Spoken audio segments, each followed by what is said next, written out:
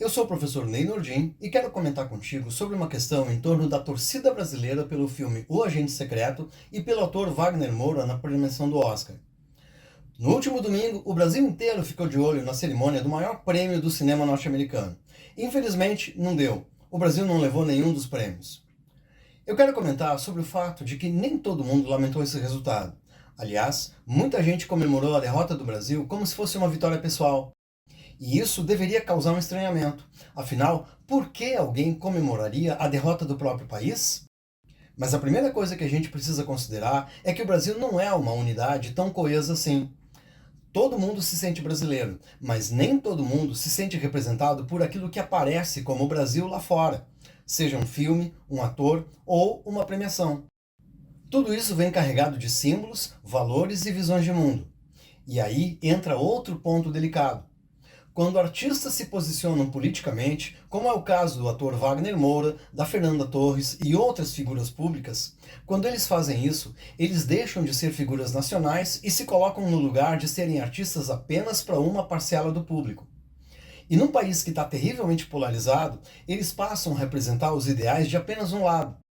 Só para te dar um exemplo, eu admirei muito a postura do ator Rodrigo Santoro quando foi questionado numa entrevista sobre qual era a sua posição política.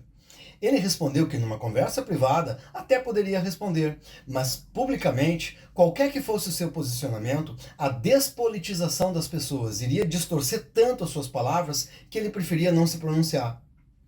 Conta ainda o fato de que o brasileiro é despolitizado e passional. Assim, ainda precisa acreditar que existe o lado do bem contra o mal e que o seu lado é o lado certo. Esse é o caso do ator Wagner Moura, que parece acreditar que está numa cruzada contra o mal, pela democracia, contra o fascismo. Ele se colocou nessa posição de politização ideológica, a tal ponto que virou uma espécie de garoto propaganda informal do governo e um ativista feroz contra a oposição. Dentro dessa ótica, ele tem toda a disposição em gritar os jargões e palavras de ordem do partido, que a democracia venceu, que a ditadura é uma ferida aberta e mais algumas narrativas bem rudimentares de uma militância bem rasteira. Uma pessoa me disse uma vez uma frase que eu gostei. Eu não posso explicar a Lei Rouanet para quem não assimilou a Lei Áurea ainda. Wagner Moura é um ator excelente, mas é pena que ele usa o seu talento e a sua arte a serviço da política, defendendo que o seu lado é o lado do bem, e as coisas não são tão simples assim. Claro que isso beneficia a promoção do tipo de filme que ele anda fazendo. Num país polarizado e despolitizado, isso pesa. Sinaliza para as pessoas que apoiar o artista significa também apoiar o posicionamento político dele. Percebe como a lógica muda? Deixa de ser sobre cinema e passa a ser sobre o que ele simboliza. Claro que o artista tem todo o direito de se pronunciar politicamente, afinal, toda arte é política.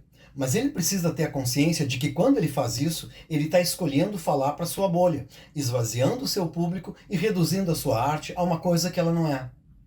Outra questão importante: será que alguém é obrigado a torcer por algo só porque é brasileiro?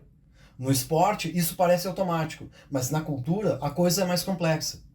Tem gente que avalia pela qualidade, pela identificação, pelos valores e não pela nacionalidade. E tem mais. Às vezes, essa recusa em torcer também é uma forma de crítica política, uma maneira de dizer, isso não me representa.